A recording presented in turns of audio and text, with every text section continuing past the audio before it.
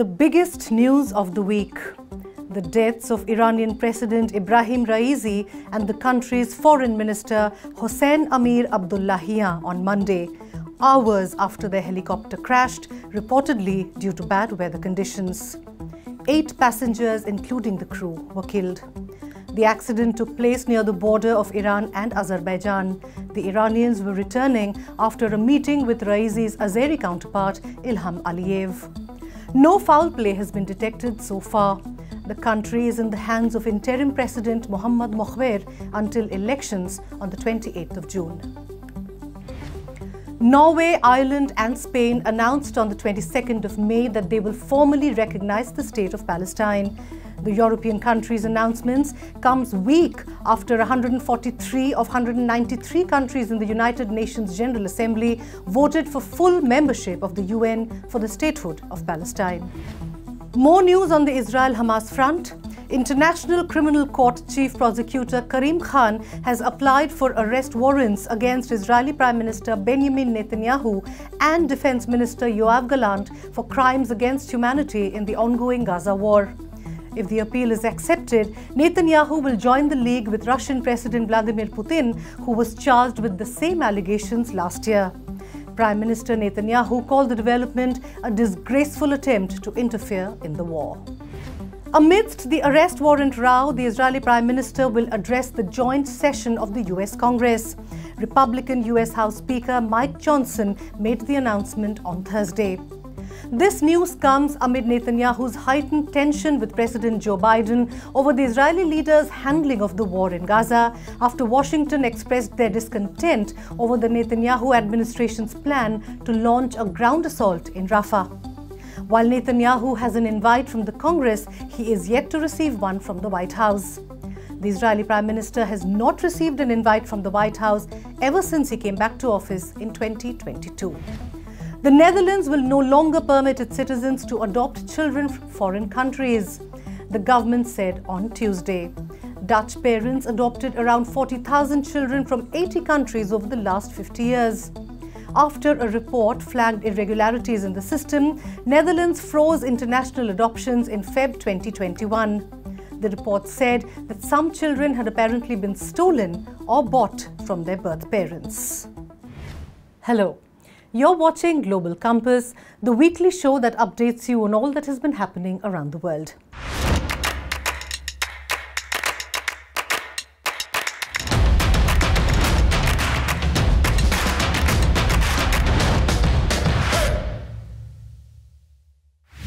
In our next segment, let's look at some of the stories specifically featured on Stratnewsglobal.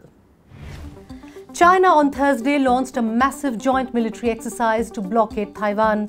China's Army, Navy, Air Force and Rocket Force are all part of these punishment war games Beijing is conducting around Taiwan. This is to send a warning to leader Lai Ching-te's separatist inaugural speech, which he made on the 20th of May. The Lai Ching-te's government has condemned the act and has accused China of disrupting peace in the region. Julian Assange, founder of WikiLeaks, has won the right to appeal against extradition to the United States, where he is accused of disclosing military secrets. WikiLeaks released classified US military documents on the US's war in Afghanistan and Iraq. It published a classified video in 2010. The video showed a US helicopter firing and killing 10 people in Baghdad. Security forces killed the leader of an attempted coup in the Democratic Republic of Congo. Around 50 people, including 3 American citizens, were among those arrested. US Ambassador Lucy Tamlin expressed very serious concern in a social media post that said that American citizens were allegedly involved in these events. Hundreds of protesters in Lima, Peru, conducted a peaceful march to demand the scrapping of a new law that describes transgender people, among others, as having a mental illness so they can access health benefits. President Dina Boluarte specifies that those who identify as transgender people, along with cross-dressers and others with gender identity disorders, are considered to be diagnosed with illnesses that are eligible for mental health services via both public and private providers. People hosted banners with slogans that read, "No more stigmas" and "My identity is not a disease." On a rainy evening on Wednesday, British Prime Minister Rishi Sunak announced from 10 Downing Street that the UK's general elections will take place on the 4th of July. The Prime Minister declared that it was time for Britain to choose its future. These uncertain times call for a clear plan and bold action to chart a course to a secure future. You must choose in this election who has that plan, who is prepared to take the bold action necessary to secure a better future for our country and our children. The announcement came right after the United Kingdom emerged from a recession. Speculations were rife that the Tories would delay the polls after its poor performance in the local elections, as well as Sunak's decreasing popularity amongst the general public. I had done an in-depth analysis on the trouble Sunak is in with Rahul Roy Chaudhary of the International Institute of Strategic Studies in one of our previous episodes. The Conservatives did not do well at all. What does that speak regarding Rishi Sunak's popularity? Do check that out. The link is in the bio. And talking of elections, general elections are on in India. There is one more phase to go on the 1st of June. Polling is nothing short of a festival in the world's largest democracy. A young journalist from the United Kingdom, Sam Stevenson, who is the assistant editor political of the Daily Express, found himself in the blistering heat in North India to experience firsthand what the fuss is all about. He is going back with a firm belief that unlike what naysayers insist, democracy in India is stronger than ever. So while we spoke to an Indian origin policy expert on elections in the UK in London, this week we spoke to a Londoner on elections in India in New Delhi. Take a look. What was your idea of India before you came? I think that's a really good question because unfortunately there are some preconceived misconceptions about India, perhaps in Europe at large and especially in the UK. Things like, for example, things like the political situation here as well, access to free and fair democracy. We're hearing narratives that are developing in the West, such as Modi's an authoritarian, India's becoming a theocratic state. We're hearing this sort of narrative that's prevailing, and it is starting to cut through in the UK. And clearly, these are the sorts of things that I've come here and seen, and they're not quite the reality on the ground, I would say. So, was there any apprehension about how will you deal with the crowds? How will you deal with the people? What was the kind of research you did before landing up? Well, I think there was certainly a sort of apprehension in terms of the pure scale of the place and the absolute vastness of it. I mean, we arrived in Delhi and within about 2 hours we were already on another plane to the first location, which was Varanasi, to witness a rally roadshow with Prime Minister Narendra Modi and all his supporters. But yes, in terms of the actual scale of the place, I just couldn't quite comprehend how we were going to challenge that. We have India, which was downgraded to the status of an electoral autocracy, as you would have heard, especially by this think tank VDEM Institute, right?